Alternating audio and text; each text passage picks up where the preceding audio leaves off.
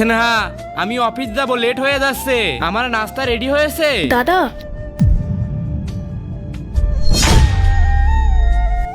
এই নাও রাহুল তোমার লাঞ্চ। হ্যাঁ দাও। ঠিক আছে, আমি আসছি। হ্যাঁ দাদা, আপনার পেছনে এই কাজের লোক, নিজের কাজ কর। কি পেছনে? হ্যাঁ, তুমি দেখতে পাচ্ছ না স্যার অফিসে যাচ্ছে? নিজের কাজ করো। স্নেহা, তুমি এইটুকু বিষয়ের জন্য ওর উপরে রাগারাগি করছো কেন? ঠিক আছে, বাদ দাও। আরে তুমি জানো না রাহুল, ও সারাদিন কোনো কাজ করে না, সারাদিন খালি বকবক করতে থাকে। ওই জন্য ওকে এভাবে বলছি। তোমাকে এত কিছুর ব্যাপারে কান দেওয়ার দরকার নেই, আমি বুঝে নেব। বাড়ির ব্যাপার তো, তুমি অফিসে যাও। হ্যাঁ, এমনিতেও আমার অনেকটা লেট হয়ে যাচ্ছে। ঠিক আছে, আমি আসছি। দাদা, আপনি একবার আপনার পেছনে দেখুন না, আপনার পেছনে।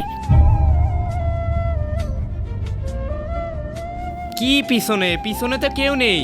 হ্যাঁ, কেউ তো নেই এখানে। আমার মনে হয় ওর মাথা খারাপ হয়ে গেছে। রাহুল, তুমি বাদ দাও তো ওর কথা, তুমি অফিস যাও। দাদা, এই বাড়িতে আমরা তিনজন ছাড়া আর একজন আছে, তাও আবার একটা ছেলে। মালতী, অনেকক্ষণ ধরে তোর এই নাটকগুলো সহ্য করে যাচ্ছি। আমি তোকে একবার বললাম না যে মুখটা বন্ধ কর? অনেকক্ষণ ধরে ভুলভাল বলে যাচ্ছিস, নিজের কাজ কর। মালতী, এ বাড়িতে তুমি, আমি আর তোমার ভাবি ছাড়া কেউ নেই, বুঝতে পেরেছো? হ্যাঁ রাহুল, আমিও তো এটাই বলতে চাইছি। এই বাড়িতে আমরা তিনজন ছাড়া তো আর কেউ নেই। কেন জানি না এ তখন থেকে ভুলভাল বকে যাচ্ছে। দাদা, আপনি বিশ্বাস করুন, এই বাড়িতে আমরা তিনজন ছাড়াও আরো একজন অচেনা ছেলে আছে।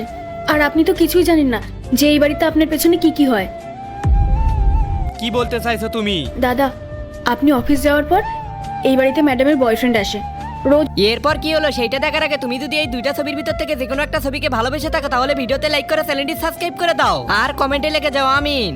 জনের সাথে দেখা করতে। চুপ করো মালতী, তোমার সাহস কিভাবে হলো? তোমার সাহস কিভাবে হলো আমার ওয়াইফের নামে এই সমস্ত উল্টোপাল্টা কথা বলার? বাড়ির চাকর চাকরের মতো থাকবে। দাদা, আমি জানি আমি এই বাড়ির কাজের লোক, কিন্তু আপনি বিশ্বাস করুন আমি মিথ্যা কথা বলছি না। আমি আপনার সম্মান বাঁচানোর চেষ্টা করছি। আপনি জানেন ম্যাডামের বয়ফ্রেন্ড এই দরজার পেছনে লুকিয়েছিল, কিন্তু আপনাকে দেখে ভয়ে ওই সাইডে সরে গেছে। দেখো, কিছুক্ষণ আগে আমি এখান দিয়ে আসছি, আমি এখানে কাউকে দেখতে পাইনি। হ্যাঁ রাহুল, কেউ তো কোথাও নেই এই ঘরে। দাদা, আমি যখন আপনাকে সবকিছু বলার চেষ্টা করছিলাম তখন ম্যাডাম না কথাগুলো ঘুরিয়ে দিচ্ছিল, আর সেই ফাঁকি ছেলেটা ওইদিকে চলে গেছে। আপনি আমার কথাটা বিশ্বাস করতে চাইছেন না, তাই না? দাঁড়ান। মালতী, মালতী কোথায় আছিস? দাঁড়া মালতী, মালতী। নেক্সট পার্ট চাইলে কমেন্ট করো।